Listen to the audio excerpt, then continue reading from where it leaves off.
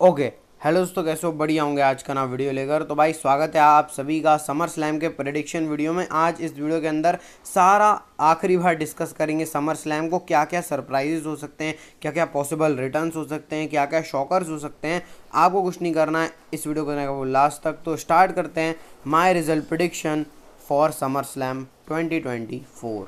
तो भाई प्रेडिक्शन से पहले भाई आज स्मैकडाउन का पूरा रिव्यू वीडियो आया हुआ है, अच्छे से देख लेना भाई। रोमन रिंग्स के बारे में मेजर अपडेट है उसके अंदर, तो उसका लिंक मैं डिस्क्रिप्शन में दे दूंगा। 10 मिनट है, मस्त भाई। पूरा स्मैकडाउन आप इसमें एंजॉय कर सकते हो। उसके बाद आप प्रेडिक्शन वीडियो भी देख सकते हो। आप पहले प्रेडिक्शन वीडियो देख लो, फिर स्मैकडाउन को एंजॉय कर लेना।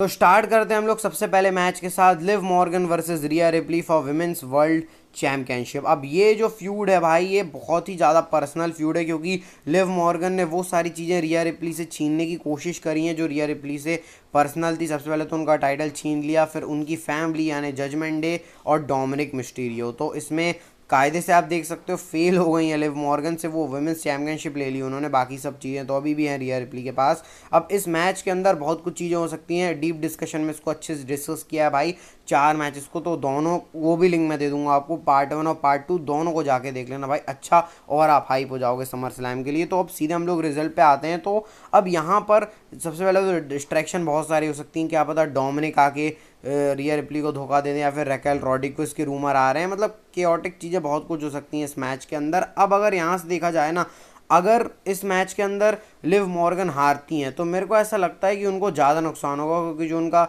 रिवेंज टूर है वो ख़त्म हो जाएगा। लेकिन रिया रिप्ली के हारने से चीटिंग वीटिंग करके लिव मॉर्गन रिया रिप्ली को हरा सकती हैं। लेकिन रिया रिप्ली ने अगर फेयर लिव मॉर्गन को हरा दिया तो लिव मॉर्गन का जो कैरेक्टर चल रहा है उसके लिए नुकसान है। तो मैं प्रिडिक्ट करूंगा लिव मॉर्गन को कि वो जो अपनी विमेंस चैम्पियनशिप है उसको रिटेन कर लेंगी भाई। वैसे पूरा ही समर स्लैम अनप्रिडिक्टेबिलिटी से भरा हुआ है। नेक्स्ट मैच के ऊपर आते हैं हम लोग, Bron Breakker versus Sami Zayn intercontinental championship का मैच। अब ये मैच सारे बड़े मैचेस के बीच में ढक गया है। बोलते हैं ना भाई, कुछ बड़ी चीज़ जब अच्छा ही खाना बनता है तो उसके पीछे छोटी छोटी चीज़ें ढक जाती हैं। वैसा ही ये मैच है। ब्रॉन ब्रेकर जिसको डब्ल्यूडब्ल्यूई भाई फ्यूचर स्टार के तौर पे देख रही है, और सैमी ज़ेन जिसको अंडर डॉग वाला गिमिक है भाई, कि जिसको सब अंडर रेटेड करते हैं, और हर बार सैमी ज़ेन उसको प्रूव करता है। लेकिन ये दोबारा ब्रॉन ब्रेकर को मैच मिल रहा है सैमी ज़ेन के खिलाफ। अगर अब दोबारा ब्रॉन ब्रेकर हार गया तो भाई ये नुकसान है उनके लिए। तो मैं ब्रॉन ब्रेकर को प्रेडिक्ट करूंगा कि वो हमारे नए इंटर कॉन्टिनेंटल चैंपियन बन जाएंगे, क्योंकि सैमी ज़ेन ने उनको वैसे ही मनी इन द बैंक के अंदर हरा दिया। अगर फिर हरा देंगे तो फिर भाई आप समझ रहे हो ना कि ब्रॉन ब्रेकर को फिर मैच क्यों दिया। अगर हरवाना ही था तो सेंस बन नहीं रहा है मेरे हिसाब से। अब ब्रॉन ब्रेकर के पास इंटर कॉन्टिनेंटल चैंपियनशिप आने वाली है। मेन तो उसके बाद रहेगा, हम तब जज करेंगे ब्रॉन ब्रेकर को कि वो कितने एक्सपर्ट हैं।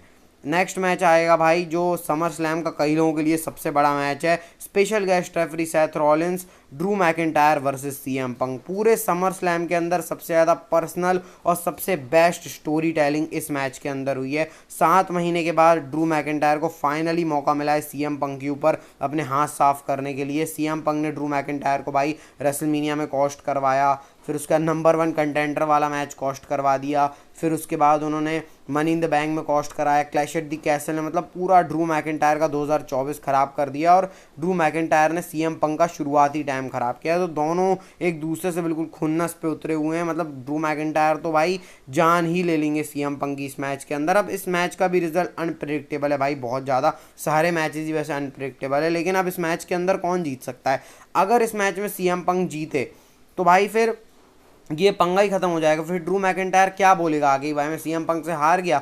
मेरे हिसाब से ड्रू मैकिंटायर की जो विक्ट्री है वो ज़्यादा इंपॉर्टेंट है सीएम पंक से। अब ज़्यादा बात इसके बारे में क्यों नहीं कर रहे हैं भाई, क्योंकि इसके बारे में ऑलरेडी हमने बात कर ली है डीप डिस्कशन में। तो पार्ट 2 में जाके उसको देख लेना और अच्छे से आपको आइडिया मिल जाएगा। सेथ रॉलिंस इस मैच के अंदर है, तो भाई अब सेथ रॉलिंस बहुत ज़्यादा चुल कर सकते हैं इस मैच के अंदर, क्योंकि सेथ रॉलिंस ने बोला भाई मेरे ऊपर जो हाथ उठाएगा वो जाएगा। और मेरे को लग रहा है कि सेथ रॉलिंस ही वो बंदे रहेंगे जो ड्रू मैकिंटायर को जीत दिलाएंगे। अब वो कैसे? क्योंकि सीएम पंक की सेथ रॉलिंस से भी दुश्मनी है, ड्रू मैकिंटायर की उतनी नहीं है जितनी सीएम पंक की है। तो सीएम पंक सेथ रॉलिंस को छेड़ देंगे, सेथ रॉलिंस सीएम पंक को छेड़ देंगे, और इससे ड्रू मैकिंटायर मैच को जीत सकते हैं। ये भी हो सकता है कि ड्रू मैकिंटायर ने बोला ना किक ऑफ शो के अंदर, उन्होंने बोला था कि भाई मैं इसमें टाइटल तो ऑन द लाइन नहीं है, तो मैं 1 2 3 का वेट ही नहीं करूँगा, मारता रहूँगा, पिन ही नहीं करूँगा। तो देखो, तो वो तो उस गलती के चक्कर में कहीं ड्रू मैकिंटायर ना हार जाए। बाकी मेरी प्रेडिक्शन तो ड्रू मैकिंटायर के लिए होने वाली है, क्योंकि आगे इस फ्यूड को कंटिन्यू करना है। अगर पंक जीते तो भाई कंटिन्यू, तो फिर फ्यूड किस मुंह से करेंगे ड्रू मैकिंटायर।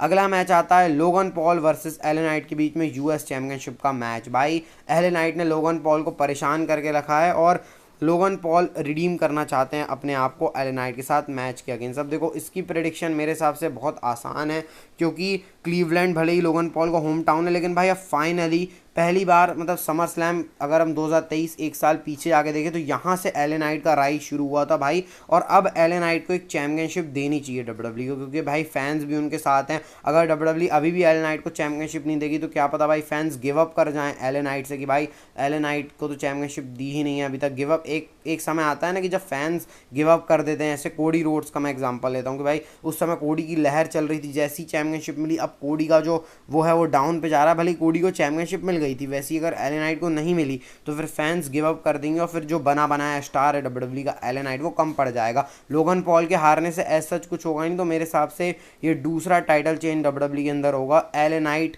नए United state champion summer slam से बाहर आएंगे और भाई वेल डिजर्विंग भी रहेंगे एले नाइट, मेरे हिसाब से दे भी देना चाहिए उनको चैंपियनशिप।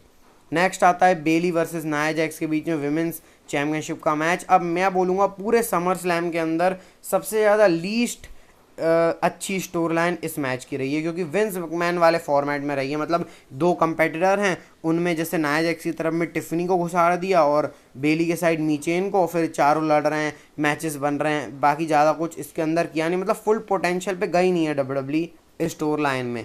तो एज सच क्योंकि नाया जैक्स ने बेली को पिन किया है, अगर नाया जैक्स बेली को पिन नहीं करती तो मैं फिर सीधे ही बोल देता कि नाया जैक्स इस मैच में जीतने वाली है, लेकिन बेली भी इस मैच में जीत सकती हैं क्योंकि नाया जैक्स ने वहाँ पिन किया। और जनरली डब्ल्यूडब्ल्यू का अगर फॉर्मेट हम लोग देखें तो जो डोमिनेट करता है वो आखिरी में हार जाता है। लेकिन मेरे हिसाब से नाया जैक्स को चैंपियनशिप मिलनी चाहिए, क्योंकि नाया जैक्स ने भाई अपने आप को बहुत प्रूफ किया है। मतलब पुराने टाइम की जो नाया जैक्स का कैरेक्टर था मेरे को बिल्कुल पसंद नहीं आता था, 2020 के आसपास 21 के आसपास। उसके बाद जब डब्ल्यूडब्ल्यू से निकली नाया जैक्स और फिर उसके बाद उनका जो कैरेक्टर आया है भाई अब वेल डिजर्विंग है। तो मेरे हिसाब से नई विमेंस चैंपियन हमको मिलने वाली है समर स्लैम से। मैं अपनी प्रेडिक्शन करूँगा नाया जैक्स को कि वो इस मैच में जीतने वाली हैं। नेक्स्ट आता है semi main event SummerSlam का, Damian Priest versus Gunther world heavyweight championship match. अब भाई इस मैच की एक्साइटमेंट मेरी पहले उतनी अच्छी नहीं थी, लेकिन डब्ल्यूडब्ल्यू ने भाई इसको बिल्ड जैसे किया है, डेमियन प्रीस्ट को जैसा दिखाया है भाई गंथर के सामने कि गंथर एक तगड़ी फोर्स है, तो डेमियन प्रीस्ट को भी कहीं से कम नहीं दिखाया है भाई यहाँ पे डब्ल्यूडब्ल्यू ने। और मैंने डेमियन प्रीस्ट को बहुत ज़्यादा अंडररेट किया था, लेकिन अब मैं डेमियन प्रीस्ट को अंडररेट नहीं कर रहा हूँ उस मैच में। सब सोच रहे हैं ईजी प्रेडिक्शन है भाई गंथर को ले लेते हैं, लेकिन गंथर और डेमियन प्रीस्ट के अगर मतलब डेमियन प्रीस्ट को डब्ल्यूडब्ल्यू को थोड़ा और प्रूफ कराने की ज़रूरत है यहाँ से। डेमियन प्रीस्ट अगर यहाँ से गंथर को हराते हैं तो और लेजिटिमेट लगेगा। बैश इन बर्लिन में गंथर को चैंपियनशिप मिल सकती है, क्योंकि बैश इन बर्लिन यूरोप में होने वाला है, डब्ल्यूडब्ल्यू वहाँ पर गंथर को चैंपियनशिप दे सकती है। तो मैं यहाँ पर प्रेडिक्ट करने वाला हूँ डेमियन प्रीस्ट को। फिन बैलर भी आकर इंटरप्ट कर सकते हैं, वो तो हर मैच में ही रहता है डेमियन प्रीस्ट की, और साथ में रेसलिंग की क्वालिटी भी इस मैच की बहुत ज़्यादा अच्छी होने वाली है।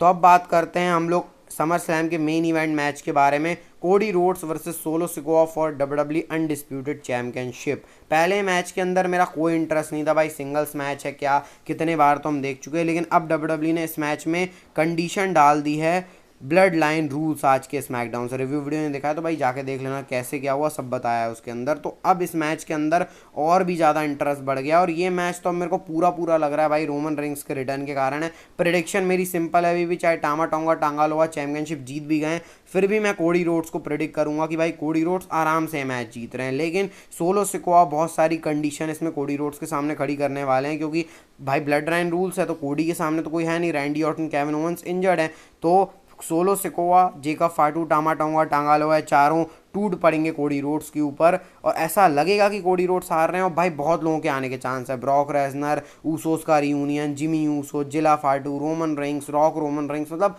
बहुत कुछ हो सकता है इस मैच के अंदर। लेकिन फाइनली भाई सबका इंतज़ार ख़त्म होने वाला है, और मेरे को लग रहा है इस मैच के अंदर रोमन रिंग्स आने वाले हैं।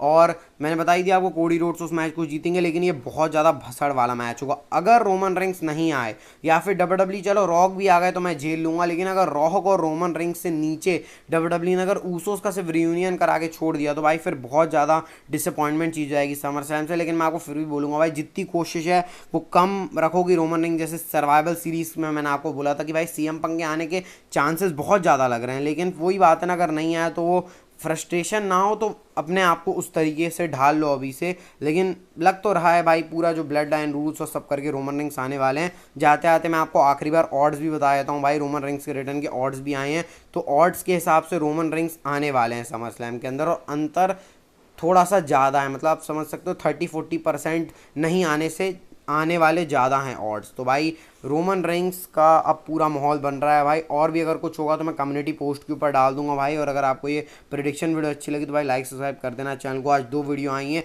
अब तो सीधे मिलेंगे समर स्लैम के अंदर। और बस आप हेल्थ का ध्यान रखना, health is well, bye bye, take care.